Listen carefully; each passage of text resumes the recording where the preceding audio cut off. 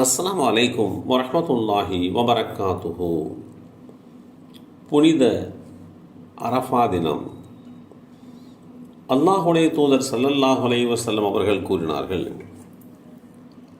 ஹஜ் என்பது அரஃபா தான். அரஃபா என்ற மைதானத்தில் தங்குவதுதான் ஹஜ் என்று குறிப்பிட்டார்கள். துல்ஹஜ் மாதம் 10ஆம் இரவில் அதிகாலைக்கு முன்பு ஒருவர் அரஃபா மைதானத்திற்கு வந்துவிட்டால் அவர் ஹஜ்ஜை அடைந்து கொள்வார். இந்த செய்தி அபூதாவூத் என்ற நூலிலே 1949 என்ற எண்ணிலே பதிவு செய்யப்பட்டிருக்கிறது. அரஃபா தினம் என்று ஹஜ்ஜி காலகட்டத்திலே துல்ஹஜ் பிறை 9ஆம் நாள் அறியப்பட்ட ஒன்று. அரஃபா தினம் இஸ்லாமிய நாட்காட்டியில் 12வது மாதமான துல்ஹஜ் மாதம் 9ஆம் தேதி கடைபிடிக்கப்படுகிறது.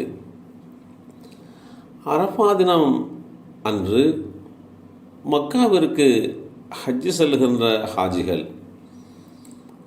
அரஃபா குன்று அருகிலே உள்ள மைதானத்தில் ஹஜ்ஜுடைய காரியங்கள் நிறைவேற்றுவார்கள்.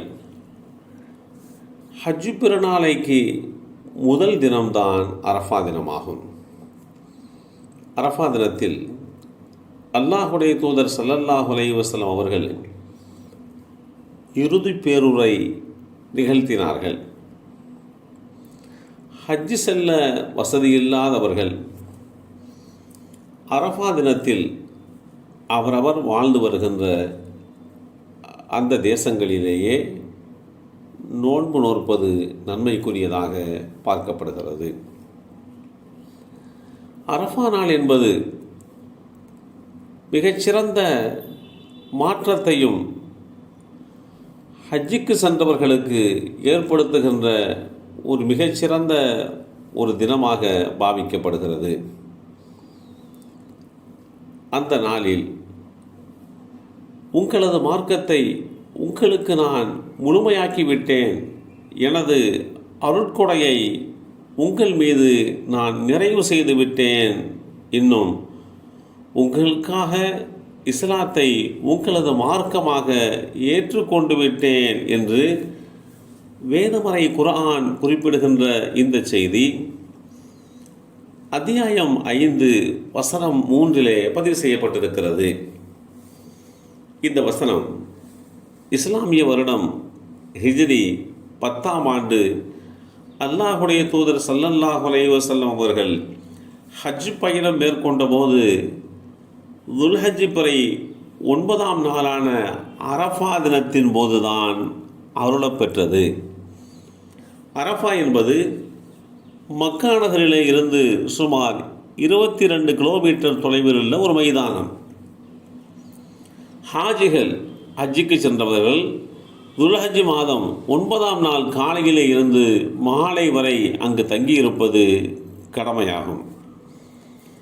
இஹ்ராம் என்ற ஆடை அணிந்து கொண்டு சில கட்டுப்பாடுகளை பின்பற்றி ஹாஜிகள் அல்லாஹ்விடத்திலே மன்றாடி பிரார்த்திப்பது ஒரு முக்கியத்துவம் வாய்ந்ததாக அன்றைய நாளிலே அந்த மைதானத்திலே பார்க்கப்படுகிறது. அரஃபா மைதானத்தில் குறிப்பிட்ட இடத்தில்தான் தங்க வேண்டும் என்பதில்லை. அரஃபா மைதானத்தில் ஒரு இடத்தில் நாம் தங்கியிருந்தாலே பொதுவாக எந்த ஒரு இடத்தில் வேண்டுமானாலும் தங்கலாம். துல்ஹஜ் மாதம் 9ஆம் நாளில் அதிகாலை சுபுஹ் என்னும் தொழுகையை முடித்துவிட்டு சூரியன் உதயமானதற்கு பின்பாக மினா என்னும் இடத்திலே இருந்து அரஃபாவை நோக்கி புறப்படுவது வழமை. ஆனால் கூட்டு நெருக்கடியை கருத்தில் கொண்டு முதல் நாளே இந்த அரஃபா மைதானத்துக்கு பல லட்சக்கணக்கான நபர்கள் வந்து விடுவதும் உண்டு. அரஃபா மைதானத்திலே துல்ஹஜ் பிறை 9ஆம் நாள் நண்பகலிலிருந்து மறுநாள் காலை வரைக்கும் மைதானத்தில் தரிபடுவதன் மூலம் புனிதமான ஹஜ்ஜு நிறைவேறி விடுகிறது என்றும் இஸ்லாம் நமக்கு வழிகாட்டி தந்திருக்கிறது. எல்லாம் வல்ல அல்லாஹு தாலா அரஃபா நாளுடைய புனிதத்தையும் அந்த மைதானத்தினுடைய மகத்துவத்தையும் புரிந்து கொள்ளக்கூடிய பாக்கியத்தை நம் அனைவருக்கும் வழங்கி அருள் புரிவானாக. அஸ்ஸலாமு அலைக்கும் வரஹ்மத்துல்லாஹி வபரகாத்துஹு.